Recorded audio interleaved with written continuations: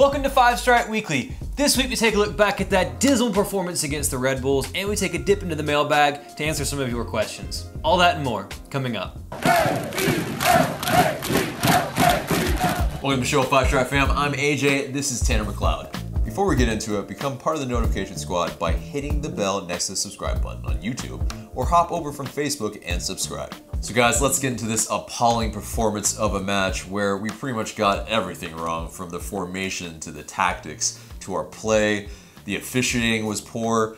I mean, there's not much to like about this match, but I think the silver lining is that we're still 1 point above New York Red Bulls and can control our fate for the rest of the season.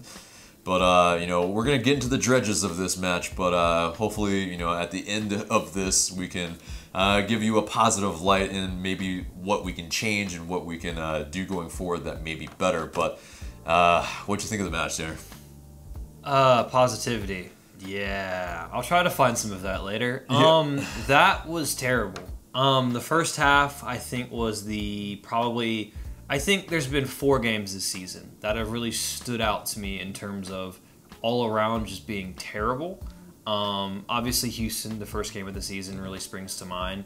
Then DC United at Audi Field a few weeks ago was absolutely terrible. The first 70-plus minutes, minus Tito's goal against San Jose, was terrible. And then this game today was one of the worst, if not the worst of all. Mostly because it's the biggest game of the season they've played so far. It's not at the beginning of the season. It's not in the middle. It's not the dog days of summer. No. You have 4 matches left to play. This is one of them. This is where you can go out there, nail your colors to the mast, and say, we're here, come get us. And instead, we went in with, I don't know what the mentality was, but they walked away with their tails between their legs, and honestly, all the confidence that had been built up over the previous weeks, winning 3 games in 7 or 8 days, all of that's gone. I mean, I think if you asked anyone right now who they would have as favorites to win not only Supporters Shield but MLS Cup, I think when you look at the games remaining, plus the way that the teams play, I think Red Bulls would be the favorites for both of those right now. Yeah, I agree. I mean, it's that type of match where we needed to put a marker down, and we absolutely didn't. With the tactics, I think that's what we really need to get into first, because with this formation is perplexing to begin with. We go in with that same 4-3-3 that really morphs into a 3-4-3. It was never a 4-3-3. Right, but it's the matter of this. Like, it's what the team puts out and then versus what they actually play on the field. And so can be two completely different things. Yeah, from that to that, it's, everybody thinks that we're playing a 4-3-3, but when you actually watch the match, yeah, Larry is not playing in the midfield. He's playing as a right center back. There was not a sense of 4 at the back at any point in time in that game. And I think that's honestly where things started. When I first saw the lineup come out, I found it perplexing, because when they listed the 3 in midfield with Flair on there, I was like, okay, this is just wrong. This clearly can't be what we're about to see. Then ESPN listed it as like a 4-3-3 with Nagby almost in a number 10 role, and I'm like, well, that makes no sense, because if we're going to play that, it's basically a 4-2-3-1, and Miggy's going to be in that spot. So I knew both of those are wrong.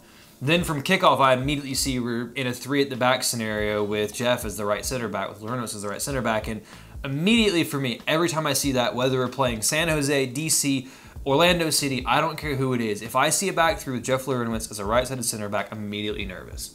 Unless you're going to play him with Escobar at right wing back and you're playing a lot deeper, that's a different proposition. Because then, okay, you're playing 5 at the back, and you're playing 5 at the back because you're basically playing 4 center backs and whatever McCann is at that point in time. And you're not leaving any gaps. You're going to be very stout. You're just playing defensive on the counter. This is what you're doing. Atlanta weren't doing that. You're in a situation where you have Julian Gressel at right wing back. His inclination and his game plan, and the reason he's so effective, is because he goes forward at every chance he gets. When he goes forward, that leaves Renowitz exposed in one-on-one situations, and we've seen it against DC, we saw it against San Jose, we've seen it over and over and over again. When he gets put in one-on-one situations in pace, where it's required, he is not effective. And that's not a slight on him. It's not the position he plays. It's not where he should ever be ever. Right. Against a team that presses and is aggressive as Red Bull, that's asking for a disaster from the get-go. Yeah, and I remember you texting me at the very first minute, essentially, I said we were going to get housed. Yeah. I knew it from the first minute when I saw it happen. I immediately texted you, and I was like, we're about to get housed. Yeah. Because exactly how Red Bull came out, immediately pressed, that back three immediately became a back five with the right wing back being disconnected because Gressel isn't used to playing that deep. And if you're going to play that deep, there's no point to play Gressel. Play Escobar because you need someone who's actually defensively, and I know I pan Escobar consistently, but if he's playing in that position, it's different. Because your entire game plan is different. Right. I don't know what the game plan here was, and I think for me that's the biggest issue is because they're missing their biggest player to begin with, and you find out before kickoff that they're missing their second biggest player. Tyler Adams, missing because of back issues, and you have that where they now have even more banter on us for sure. After you see that, I don't care what your pre-match plan was. When you see Tyler Adams out as well, chuck it out the window because you have to attack this team. This team is missing the heart of its midfield and the heart of its attack. And you took both of them out of the game and you sat back and played. I don't even know. I genuinely do not understand why we played with three at the back. They have one striker to begin with, and he's a guy that doesn't play consistently at the MLS level. So why are you taking a guy out of midfield where United were clearly getting overrun from the get-go? And I get that sometimes it's difficult to make tactical adjustments in-game, but change it at halftime at least, but you come out playing the same way. The only reason Atlanta got any run on the ball was because Red Bull sat off because they knew they could. Right. But every decision made pre-game and during the game by Tata Martino was wrong. And I've rarely sat here, if ever, and criticized him. But everything about this game from his perspective was wrong. Yep. I don't know whether he's not focused on the job because he's worried about contract stuff or what, but every decision he made about this match was wrong. And this is not the match that you can actually make those decisions and get them wrong. This is exactly the wrong time. So I don't know what happened, but from the get-go, I knew it was going to be a problem. And we didn't even try to adjust during the game. And I think for me, that's the most frustrating part is I don't know if it's arrogance, stupidity, hubris, I don't know. But the fact that they didn't make any change, I mean, we made changes against San Jose at halftime, for God's sakes, because it wasn't working. It wasn't working. We saw it wasn't working, and it was going to get worse before it was going to get better. The warning signs were there consistently throughout the first half, and Red Bulls were deserved leaders at the half. They could have had two, they could have had three. Hell, if Bradley Wright Phillips had been playing, you would have had a hat trick by halftime with how bad the defense was. I mean, it was so clear you couldn't get Nagby on the ball, you couldn't get Remedi on the ball. You needed to move Larry into midfield to give them an option. And even then, you could have gone route one, and we're never going to do that, but the few times they did, it worked. Exactly, yeah. We could have exploited the wings, and it really, springing Tito, that would have been effective. He was pretty much ineffective for this entire match because we couldn't get the ball to him for one. Him or Joseph. The only reason Miggy even became effective was because he had to drop super deep to pick up the ball in the first place. Exactly, and that's where we could have started with almost essentially like four midfielders in the middle, with Larry as that base, and then Remedi and Nagby, and then Miguel Almiron in the middle, and that way you can actually have numbers in the midfield. You almost end up with a midfield diamond at that point in time, but a completely correct. I mean, it's like Red Bulls were pressing their midfield high up the pitch, and we were completely outnumbered in there consistently. And when you can't connect the defense to the forwards, then you're in a world of trouble, and that's exactly what it was from the off, for sure. I think the funniest thing for me is I don't know how many people who watch us ever play Football Manager, but there's a running joke inside of Football Manager where every single game, regardless of what's happening, your assistant manager will at some point in time come up and say, "We're being overrun in midfield." I was saying that over and over again. I could not get that out of my head. It's just like, we are being overrun in midfield. Is no one telling him, just sitting there going, we need to put someone else in the bloody midfield because everything we're doing right now sucks. We're passing it from side to side, getting caught in possession. At some point in time in the first half, Guzan plays this crazy ball into the middle that could have easily been intercepted, and it would have been a 4-on-1 or an empty netter. Empty netter, yeah, because he was off to the right of his net. Yeah. I had no idea. That was the most disjointed performance I've seen in a game like that. To be fully unprepared. And the guys are saying mentally they were right, which means everything else was just completely wrong. And that's so worrying because when you look at Atlanta's record against the big teams, it's not very good. It's not the best, and especially against more of the top of the table. I mean, you can go and go into the top 6 and whatnot, but definitely against New York Red Bulls, definitely against NYCFC, definitely against Sporting Kansas City. it's not very good. And those are the teams that we, if we even get that far, would see, you know, in the later rounds or the final. I mean, right now, I'm nervous that we'll see DC in the semis and not make it past that, because they're the hottest team in Major League Soccer right now. Yep. I mean, they're coming off a 5-0 spanking of Montreal Impact. They're not in the playoff race yet, but they very well could make it with their games in hand. They're 2 points away from Impact for the 6th spot. So and they have 2 games in hand. Well, so they're a scary team. Right now, this team is all over the shop. And it's so sad because I felt so confident after that Real Salt Lake game, because that was one of the best performances of the season. Absolutely. To have 2 performances this complete opposite ends of the spectrum within a week. Yeah. For me, I guess the only thing that would even rationalize the decision Tata made was the fact that, okay, they're not going to have their best striker, so we can afford to play a bit more defensively, playing for the draw. That's the only thing I can think of. But for me, that goes against everything that this club means and everything that, at least my philosophy of football, which is I'm going out there to win. They're missing their best player. We can basically damn well win the supporters shield if we get 3 points here, especially once we find out Tyler Adams is out. Take it to them. Yeah, we need to go for the throat, especially at this point in time, and really go for swashbuckling football, because if you know, we did sit back, which indications are that we did, because, well, you know, they had a lot of possession and we pretty much weren't in their half for the entire first half. Yeah. With Miggy's chance aside, you never even in their half. And yes, Miggy should have probably put that at least on target, or at least you know, but it's tough. It's tough. I mean, it's you know, Robles comes out quick. And he kind of gets really give him caught from behind as well. I mean, it was, he gets pushed probably. You don't get a call there. It happens sometimes, but I mean, I don't understand that. It just made no sense to me. I think we're both in agreement. We should have gone for the throat, because you knew I'm okay if you win a game. I mean, if you lose a game because you were trying to win and you get caught in the counter. I'm okay with that, as opposed to giving away these stupid as hell goals. And I mean, the ref blew the whistle for a penalty 3 separate times. Yeah. 3 separate times. Whether or not the decision's right, you're getting put in positions where you're having to make challenges on the ball that could result in penalties. Right. And then, well, to speak on that too, though, I mean, so earlier in the game, I think, you know, there was just, speaking on the bad officiating, like Miggy, you know, was fouled, very clearly tripped in the box. You know, he got the ball away, and then he was just, you know, he was pulled back though. He was pulled back. The linesman should see that. Yeah, I mean, exactly. And that wasn't called. And then, you know, there were lots of shouts. You have the penalty called for Guzan, who gets the ball completely. And the ref has a great view at it. I mean, he's staring straight at it, misses that. Thankfully, VAR comes in and does its job, which is nice to see. But it's like, you whiffed on that call. The Remedi one, difficult. I mean, that's just difficult. But then there were no clear shots of it. That being said, on the clear penalty, I have no idea what the hell McCann's doing. Yeah. He was hands up. He's like almost kicking at the player. The team was terrible, but he was one of the pick of the lot for one of the worst players on the pitch. I mean, he offered nothing going forward. He offered nothing defensively. Left Miggy on an island for a lot of it. Every time he had a cross, it was to no one in particular. Yeah. And I understand not starting Bello because this might be a game too far for him. Yeah. But I'm starting Bello next week. And I'm starting Bello every single game going forward, because I don't get anything from McCann. Because defensively, if he's giving away penalties and can't do anything, I'd rather Bello make mistakes and learn and get better going forward, playing a person who's as electric as he is, as opposed to having someone is just motionless because he can't get up and down the pitch like McCann, who is slow in everything he does, falls asleep consistently.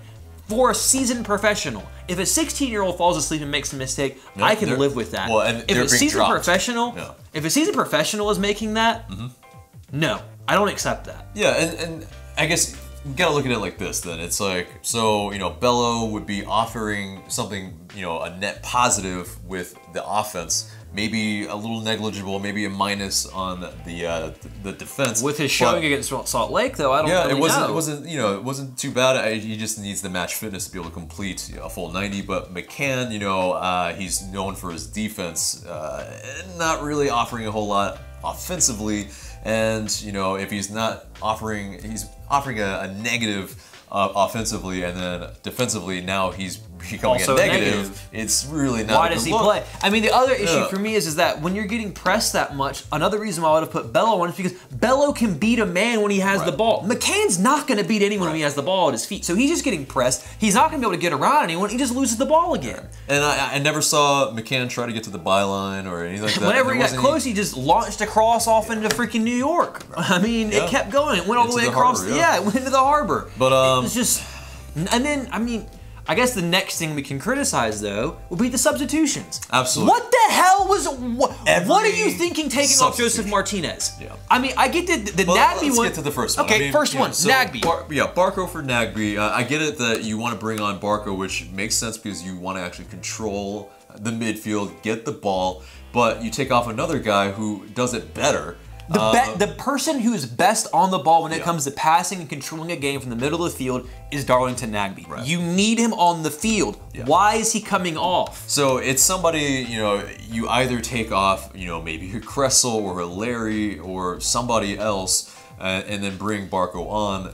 And that way you can at least, get a little bit more control. Yes, you may, be a little bit more susceptible defensively, but I mean, you're chasing the game. Yeah, we're chasing the game. You need to score, or at least get some semblance of an attack. But yeah, and then the next one, the one that flummoxed all of us, with the amount of time, mind you, that's remaining, and no midweek fixture. Tata's decision is to take off your best player and the best goal scorer in the entire league for a guy who's played what? Maybe 90 minutes this season? Not even 90 minutes, I don't think. But I mean, what is that sub? Yeah, and Brandon Vasquez, he's a prospect. He's had a chance, but gave up on the ball, mind you. Yeah, but again, though, doesn't offer anything better than Joseph Martinez on the pitch, and so because Joseph Martinez can win a header better than anybody. If anything, you put him on and keep Joseph on because he can win knockdowns, and then you go route one, let him knock it down and let Joseph put it away. If you're going to go that route, just let him be your Marwan Fellaini, launch the long balls towards him because that's what he's decent at. He's a big lad. But 1-for-1 doesn't make any sense. Especially when you're losing. Right, and so for him to saunter off the field, I am completely with you, Joseph Martinez. His look on the bench, totally get that. I had no idea. I'm right there with you. That made no sense to me. For me personally, if I was making subs, I would have taken, first off, second half, would have switched it entirely. Would have gone to a back four because the back three wasn't working. Would have brought Bello on because McCann's on a yellow card and he's been terrible. What else do you have to lose? You're down a goal. You need a spark.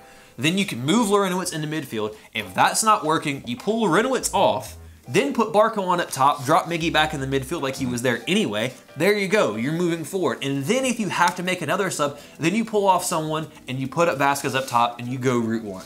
That's what teams do. That's what a manager who can change tactics does. And again, first time I'm criticizing Tata Martino. He could not change. He couldn't adapt. There was no in-game adapting of his tactics to change to what was happening. No attempt to consistently go long balls over their defense. Atlanta is the fastest team in Major League Soccer. Red Bull's defenders were basically standing on the halfway line, which gives you 35, 40 yards of space to play the ball into for people who are going to win foot races 9 out of 10 times. And maybe you don't connect with them, but if you keep playing them, eventually one's going to come off, someone's going to have a foul, and you're going to put them in a situation where they don't want to be. Because when you have talented players like Villalba, Almiron, Martinez, going towards and running at players, they make mistakes. All of them, regardless of how good they are. And Atlanta didn't even do that. I mean, Joseph got taken off maybe because he didn't have a good game, but because no one was giving him the ball. Exactly, yeah. He had no service. It was nothing. Everything was just terrible. And for me, it all goes back to the manager. All of it. Because everything Tata Martino did this game was wrong. Every decision he made was wrong. And that's the first time I can say that, watching him manage this team. And, again, though, the players have to perform on the pitch, too, to play devil's advocate. And so they didn't really play well for the manager at all, if that was the tactic.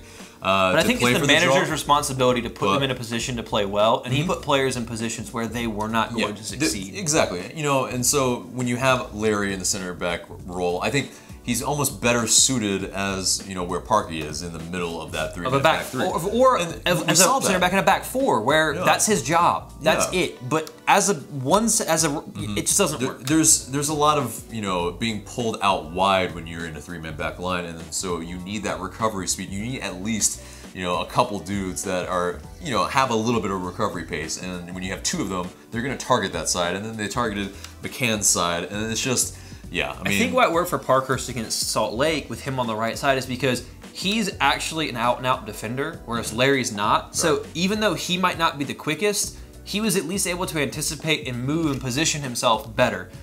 Larinowitz isn't good at that. Right. I mean, it's just not what his role is. When you talk about holding midfielders and anchorman, he's one of the best in the league. Yeah. But when you put him in that position, you take him away from what he's effective at and put him at something that he consistently struggles throughout the season to perform in that role. And it's like, why are you taking one of your better players who is excellent at one thing and putting them in a place where they can't succeed? It's something about Tata Martino, just the inability to sit Jeff Larinowitz, and it's just like whatever it is, he's not gonna make the decision of which guy to drop in the midfield.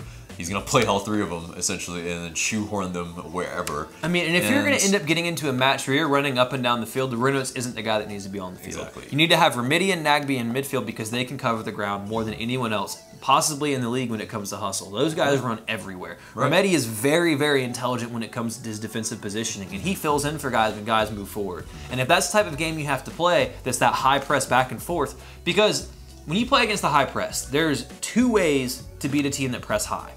And I guess the schools of thought would be to take it maybe to a larger scale that people might understand. You either play Jurgen Klopp style Liverpool, where you counter press the whole way. So when you think of when they play Manchester City, you have two teams that press high. Each of them press high when the other team has the ball in their defensive half. You make them uncomfortable, you try to win the ball off them. Atlanta United never got a chance to do that because we never got the ball into Red Bull's halves. The other way you can do it is to sit deep, absorb, and counter by going long balls over the top, beating that high press. Those are the two ways you beat it. You cannot pass your way through a high press unless you're flipping Barcelona. And even they don't do it effectively because it's hard to do. This isn't Major League Soccer. It's not the ability of these players to be able to pass perfectly through a press like this. It's not going to happen. And Atlanta United tried doing the one thing you cannot do. Yep. There's two options, and they took neither of them. And for me, that comes, again, back to the head coach, because Tata should know better. He's been around the block. He's managed in enough games and for long enough to know better and to know how to get around that. And for the fact that this is the fourth time we've played Red Bulls and it's the third time we've come away losers, they have not changed what they've done. Yep. It's been the same thing every single game, and Atlanta have yet to change the way they attack them. And to me, that blows my mind. Yeah, and so guys, let's break down their second goal against us, because I think it's kind of symptomatic again of what they've done against us and what we should be really afraid of in the playoffs as well. But if we do start a Larry in a center back position, so basically, they off a corner, the ball is on the right, and Kaku finds Shakovsky in the box. And what we see here is a bunch of guys falling asleep. But Parker puts it in the back of the net, but I think we can pinpoint it here that it's Larry just... is he ball watching? I don't know. You got Larry, you got LGP at the beginning of the play that gets caught in between two minds. Even at the beginning, Kaku could have played it down the line or around the defenders, around Gressel, around Barco, because there was a run there that could have been made. But I mean, the entire defense, and this is off the result, this is a few seconds after a set play. You see all these people in the box. No one's really marking up well. There's no communication. Guys are looking at each other. Who's got who's got what.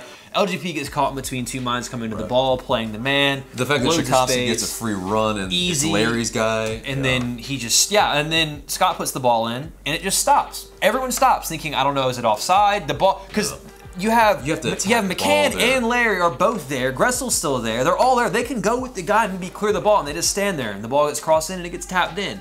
And this isn't the first time a goal like this has happened this season either, which is the most frustrating part. It's really, really, really frustrating for me when you're playing a game like this, with this few matches remaining in the season, knowing what you have to do to win, and knowing that the playoffs are coming and you're going to be playing the best of the best, and these mistakes are still being made, and you're still having performances like that.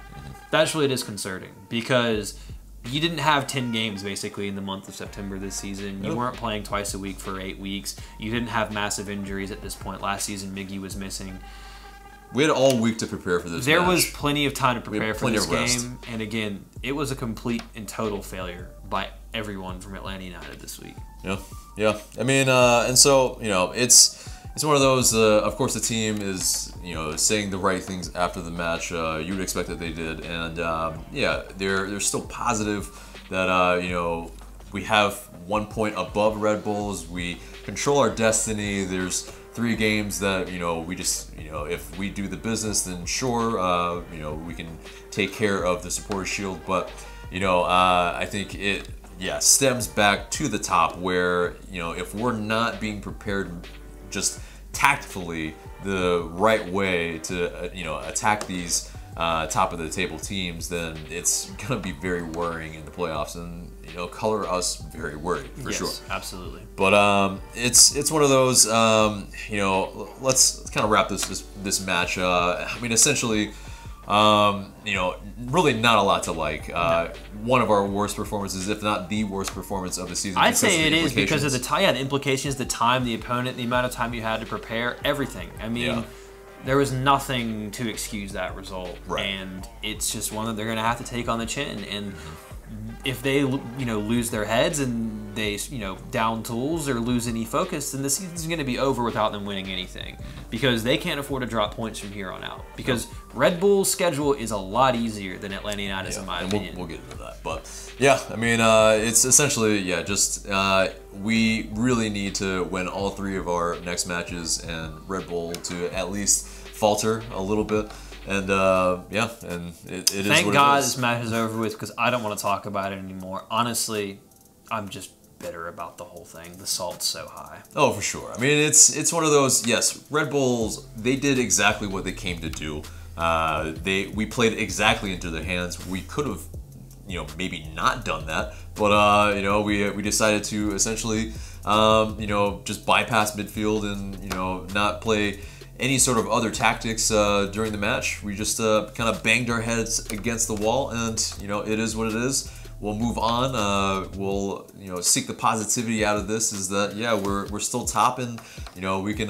Good job we won those games in hand. Exactly. Good job that we did that, and they're still a scary team. Hopefully we don't see them in the playoffs, but we'll see what happens. But moving on into the news, guys, we are still top, and so with those points throughout the 2 seasons so far, we are at 118 points, and NYCFC is at 113. So we still are in pole position to really still get that CONCACAF Champions League spot next year. Yeah, 4 points from our remaining 3 games. 4 points will do it. So you just got to get a win and a draw, and Atlanta United will be locked up for one of those CONCACAF Champions League spots next season. Right, which is obviously it's good to be in that competition, but I would rather have the trophies and then worry about this Champions League spot later.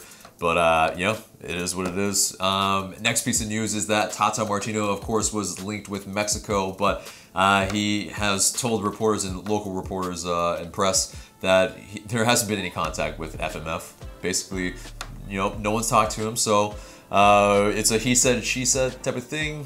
Who's really telling the truth? We don't really know. It's we don't know. But Tata also, he has said that there's constant communication between he and LA United front office, which is good. But he means also that the October 1st deadline probably is very loose, in that we're recording this on a Sunday, pretty much after the match, and I mean that the next day, that deadline's not going to happen. So. Whether we find out, after the season, in the off season, maybe that's what it is. Who knows? But we will find out. But that is, we have to wait a little longer on that decision. Maybe it has an effect. Who knows? Maybe he should have said just like, "Hey, I'm staying," or "Hey, I'm not talking about any of this until the end of the season." Yeah. Anything, just something. Maybe it's a distraction to the players, but that's just an excuse, I think. So, moving on into Atlanta United 2, they also took an L against Louisville City. It was a 4-1 loss But Romario Williams was able to get on the score sheet, so that's good for him. They also celebrated Hispanic Heritage Night and had fireworks and whatnot, so that's great for the community, and glad to see that the team is actually doing something in that regard for the Hispanic Heritage Night. But yeah, getting into the standings, we alluded to it before. Yeah, we're 1 point above.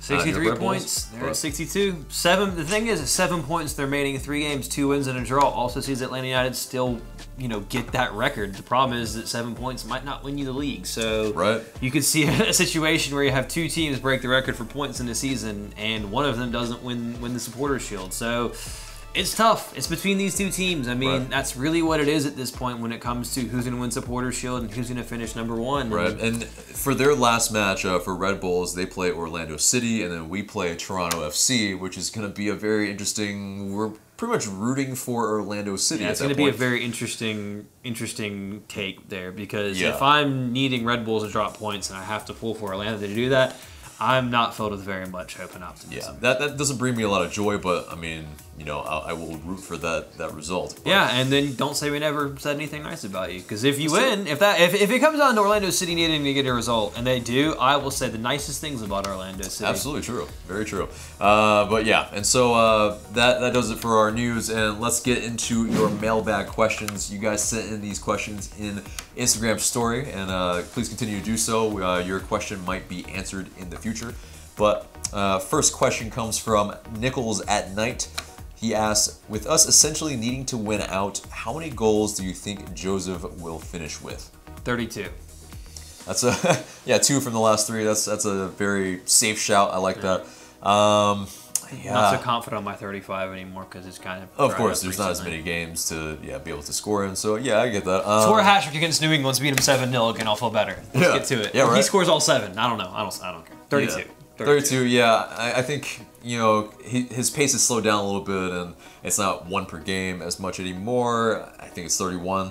I'd still be okay with that. It's still 31, 32. Who cares? It's the record. He got over 30. It's incredible at this point. Both are pretty solid numbers to have. For sure. Agreed. Next question comes from Daniel Arenas 13. He asks, why do you think Tata continues to play 4-3-3 against teams that press? It has yet to work. He hasn't played 4-3-3. If he had, it probably would have worked, because we wouldn't have had an extra person at defense, and they would have been in midfield where we needed them. Right. Again, stop hating on my 4-3-3. It would have worked. I'm telling you. It looks more like a 3-4-3 because Loretto Wentz dropped into the back line, and then you had Miguel Miron pretty much at the left wing. So this match essentially was a 5-2-3.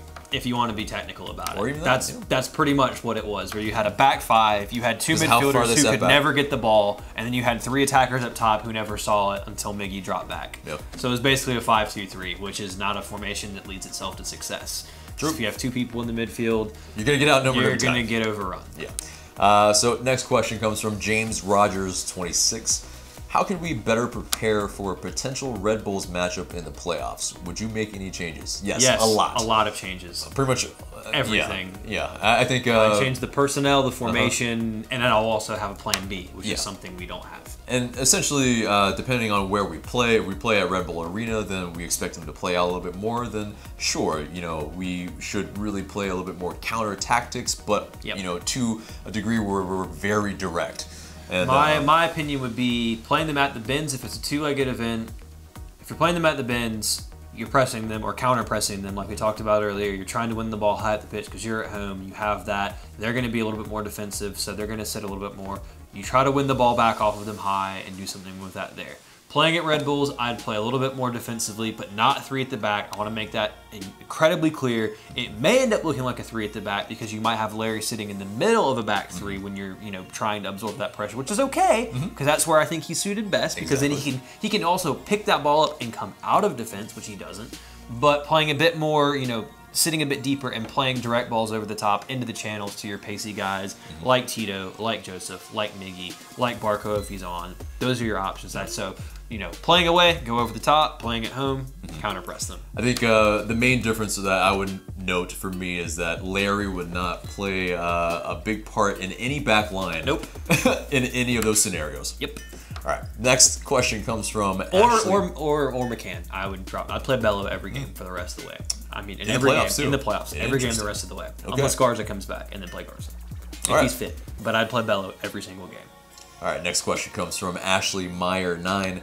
Do you think this bad play was because of the 3 games last week?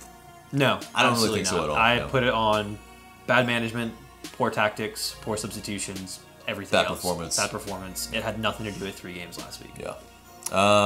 And also, I mean, officiating as well. Yeah, officiating was terrible. But I mean, at this point... Yeah, that's the least of that worry. It's really you get that coming in, so you know you're going to have that. True.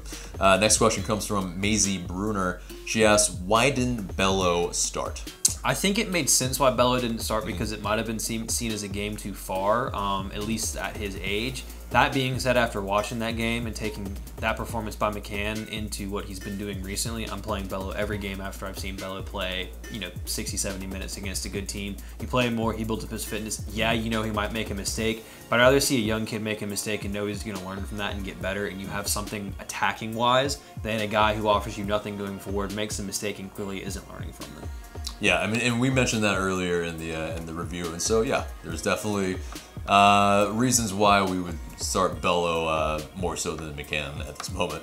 Yeah, next question comes from Jackson Willis 17. What's the best lineup? Does McCann deserve a spot? Barco, back 3, 4, or 5? It's not so. Back 3, 4, or 5. That doesn't really matter at this point. I think it's. I think it does. I think it's a back 4 every time. Yeah, you're advocating for that 4-3-3. I think we're okay in a 3-5-2 when we have the right personnel. That's fair. But it's a matter of we change it for the tactics for who we're playing, where we're playing, and so McCann. Yeah, he hasn't really played to deserve a spot in the recent form lately, so no.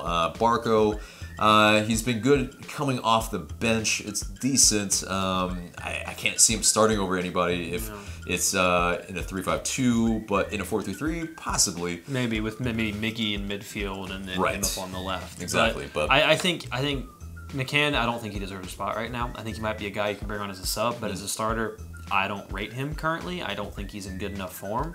I prefer a back 4 where you have Larry as that pivot dropping in, forming a back 3, because it ended up being more of a 3-4-3 against Real Salt Lake, and that looked really good for me because I thought you had a really good balance there. Right. But you're not really and that was Larry in the middle of that. Yeah, I don't know if you'll get that time against a good team, and the only reason it looked like a 3-4-3 was because you were attacking with both your fullbacks, and because of that, Larry, you can't just have 2 guys defending. You have to have that 3rd guy back there. So that looked really good. In fact, that's kind of the way that I wish they would play. But the 3-4-3 and the 4-3-3, they build off of each other. They're easily transitionable between one and the other during the match. So I think that's what we should go for more often. I don't like the 3 at the back. I just think it leaves us too exposed, especially when you're playing a guy like Gressel whose inclination is to get forward, and that's not his fault. I want Gressel to get forward. He doesn't have 14 assists for no reason. He needs to be going up and down that wing as much as possible. Right. But you can't play someone with no pace behind him because, well, we're just going to get sauced every game. Yeah, it's true. Next question comes from Will Perry. I may be wrong, but why do I feel like Tata could have totally changed this game but didn't? Yeah, he could, and he didn't. So you're spot on. Yeah. Next. Yeah, substitutions, wrong. Formation, wrong. Tactics, wrong. All right. Next up, Nal Faruqi asks, do you think that this was one of our worst performances in our history as a club? Yep. I think, this is right up there with Columbus Crew in the playoffs. I mean, and that was also a very tactfully, just wrong game as well, I think. Yeah, but you had Miggy coming off. He wasn't at full fitness. Yeah, there were some factors there. And this is a game that we should have probably at least gotten a result. And coming off where BWP wasn't playing, Tyler Adams wasn't playing, this is a game that we should have taken at least a result, and we didn't. And so, yeah, this very well could be one of the worst performance in our club history. And depending on how the rest of the season goes, you might be able to point to it as the worst, depending on how things go. Or alternatively, it could just be a speed bump on the way to trophies. Yeah, I guess we'll find out. Hopefully it's that one. Yeah. Next question comes from James B713 with all these spaces and numbers between. Why do you think Atlanta struggle against top table teams? It starts with how we're set up and what we're going to do against that team. And if, Sporting KC, Red Bulls, and NYCFC are all different types of teams. And so, but they're all very stout defensively. And so that's what they all have in common, I think. And so they do know how to stop an attack and, kind of keep teams out from being able to play the way that they want to. And I think that leads actually into the reason as to why I think Atlanta is struggling against these big teams, and that's because there's a lack of tactical flexibility and fluidity that Atlanta United completely just don't have. If something's going wrong, whether it's the manager or the players or what, it's been shown that there's a lack of a will or a lack of an idea to change the way that things are going. These teams know the way Atlanta United play because they play that way consistently. Atlanta can't adjust and be like, okay, well, this is what's happening, so we need to do things this way and react to the... Atlanta tries to be, the aggressor almost every game. Right. Obviously, they weren't today, but when they're not and when the teams catch them on the back foot, they struggle to cope with that. They struggle to switch their tactics to change their mindset, and that comes from the manager. Yep. So... as much as Tata helps us, in this case, he also hurts us, because when things are going great and we're playing and we're scoring goals and playing beautiful football, it's fine. But the problem is when you get in these situations, in these dogfights where it might be ugly. Can Atlanta United win an ugly physical match? I don't know. But they need to be able to change and adapt throughout games. And right now, against the best teams, they can't do that. Right. And there are some teams like Atletico Madrid. They're really like well suited for at least like Champions League or a playoff or anything like that. Like that, they're used to playing against teams that are bigger and better than them. Exactly. And if we don't do that, like if we get in the Champions League, I'm worried, because if we're not going to tactfully change anything during a match and figure out what the holes are, what spaces we need to exploit, I mean it's. I've never seen Atlanta United be able to play, and in a sense, that Simeone or in a sense old Jose Mourinho style football, where and not that we absolutely need to. Not that you have to, but like the ability to say, okay, we need to be smart here. We don't have to go out and play this expansive football because we don't need to get picked off. Let's be smart. Let's be compact. Let's beat teams on the break, because when they overassert themselves and they get stretched and they're trying to get into our area, if we can stay tight defensively, win the ball back, we have the players that can quickly break.